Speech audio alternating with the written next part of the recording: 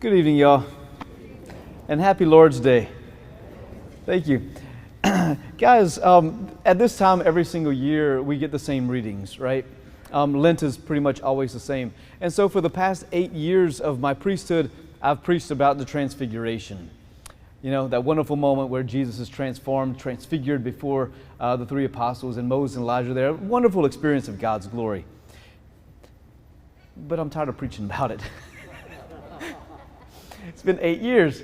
I want to preach about the first reading. I've never preached about Abraham and Isaac and this mysterious, crazy experience of God calling Abraham to sacrifice his son. I've always been a bit nervous to preach about it because I was like, man, that is really a terrible God. You know, God promises Abraham a son, and when he finally gets the son, he says, okay, let's see if you really love me. Go kill him. Like, that's kind of freaky. But I think it's time that we venture into this a little bit and try to see what is it that God is doing. Because it's really, really difficult to understand it if we're not looking at Christ, right? Now, the reality is that this is what happened 2,000 years before Jesus came. That's how far it happened before Jesus came, 2,000 years. And so we're going to have us a little Bible study right here, all right? Because once you begin to see how this parallels to the life of Christ, then it makes sense, right? Because there's a lot of things that God does in our lives that don't make sense in the moment, right? A lot of things that happen to us that we're like, God, why are you allowing this to happen? And sometimes it's not until 5, 10, 12, 15, 20 years later we look back on it and we go, oh, that's why he allowed that to happen to me 20 years before, right? It's kind of how life happens, right?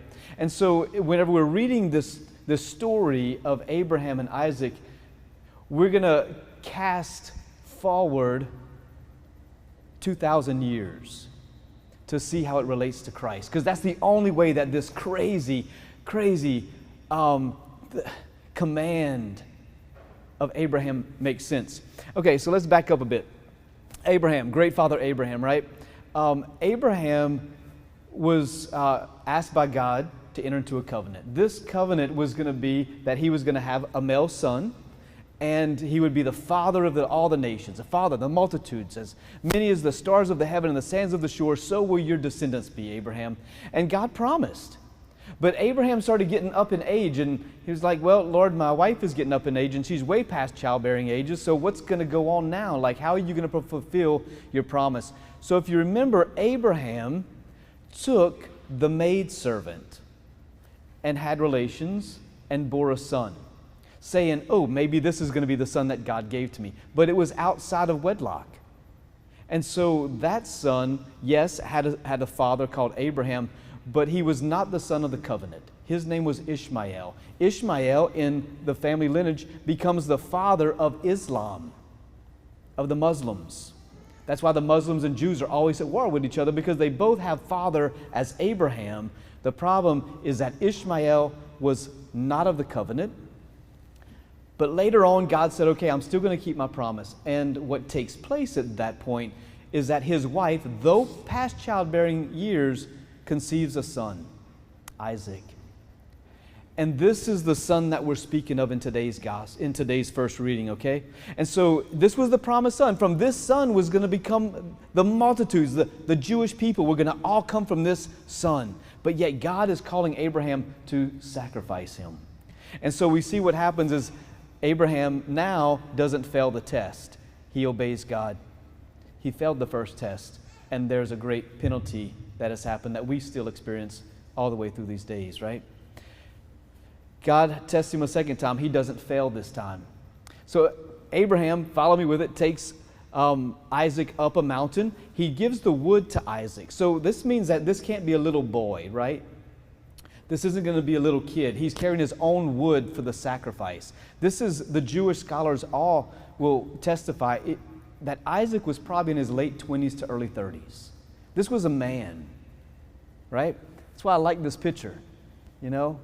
That's not a weak guy. At any moment, as Isaac is going up the mountain and he's carrying his own wood for the sacrifice, he looks at his father Abraham and he says, Father, I love that moment. I mean, because you realize Abraham knows what he's going to do. Isaac doesn't realize it. So as the father is taking his son up to the mountain to sacrifice him, Isaac hollers out to him. He says, "My father!" Exclamation point. Could you imagine what Abraham feels in that moment? My father, like, what is going on? He says, where's the sacrifice? We got the wood, we got the fire. Where's the sacrifice? You can imagine how heavy Abraham's heart was. And he says, God himself will supply the sacrifice. And so they get up to the top of the mountain. He gets the rock. He forms an altar. He puts Abraham and Isaac take the wood. They place it on the altar. And Isaac willingly lays his life down on the wood for sacrifice. And Abraham is about to kill his son. And the angel comes and says, don't lay a hand on him. The Lord is providing a sacrifice. And he looks off to the side, and there's a ram caught in the thickets with his horns, right? A thorn bush in his horns. And so they take the ram and they sacrifice the ram. God provided the sacrifice, all right? That's it in a nutshell. Let's draw some parallels. I want you to look up here. We're going to draw a few parallels because this image is Abraham is the image of God the Father, right? This is the first one. Abraham has his only begotten son.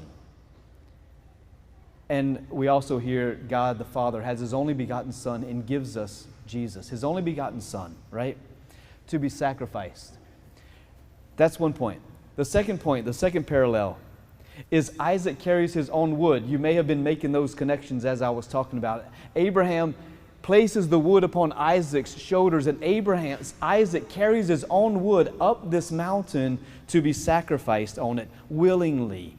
At any moment, that young Isaac could have threw that older dad right off the mountain, but he didn't. He willingly lays down his life, right? And so we see that with Christ, right? In all four Gospels, Jesus picks up the wood of his cross, carries it, and lays down his life for us on the wood of the cross. The third parallel that we see between Abraham and Isaac and Jesus is the effect of it. We see that God tells Abraham, because you were willing to do this, all the nations will be blessed by you. And we see at the crucifixion, we see the centurion. After Jesus dies, the centurion, who is symbolic of the whole Gentile people, all the nations, right? He says, truly this is the Son of God. And all the nations are blessed because of Jesus' sacrifice. All right, the fourth one was the fourth and the fifth one are two of my favorite ones. Whenever we see this ram caught in the thickets, the thorns, he's caught by his horns. Now, the ram in the scriptures are always symbolic of kingship, right? And this ram is caught in the thorns around his head. That ram is a symbol of Christ because that's what gets sacrificed. Just as Christ is sacrificed on the wood of the cross, so does the ram get sacrificed. And the ram, as if was wearing a crown of thorns as he's stuck in the thickets.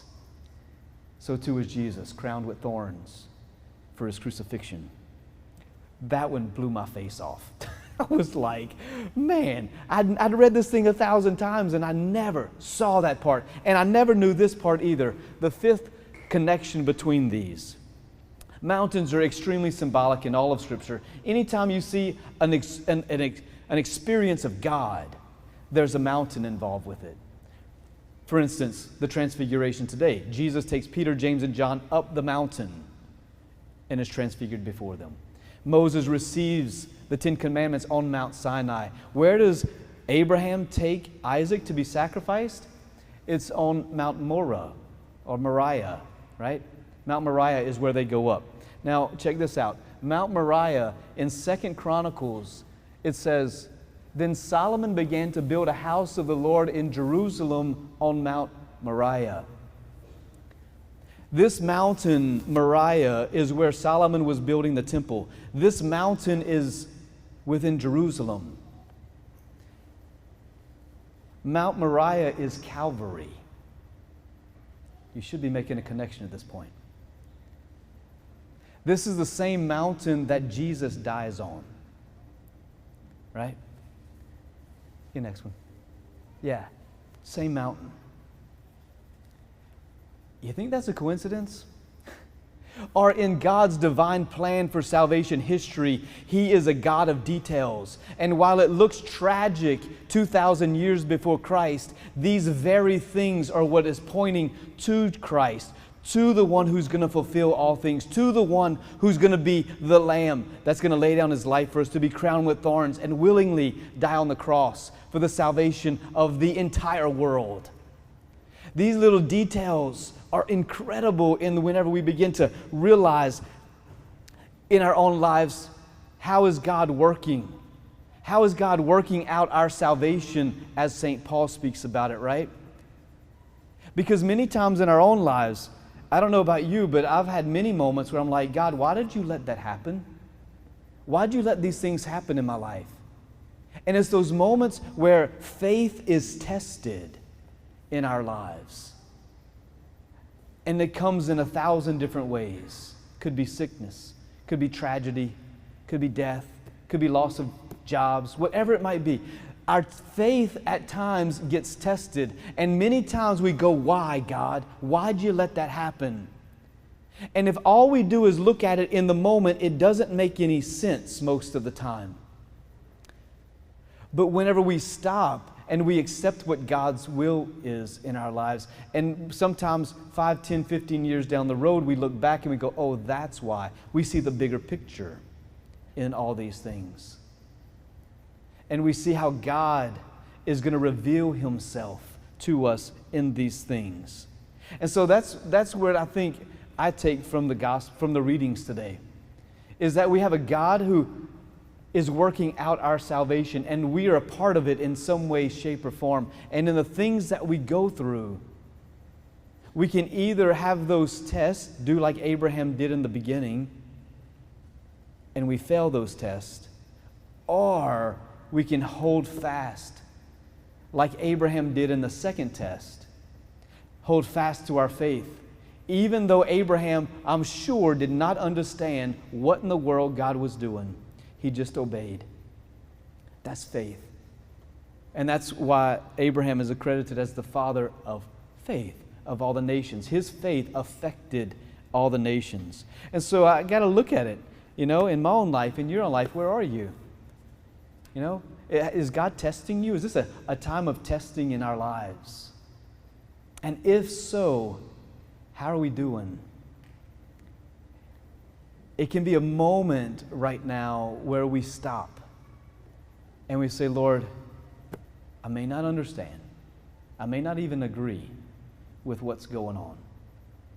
But I know that St. Paul says, all things work for the good of those who love you.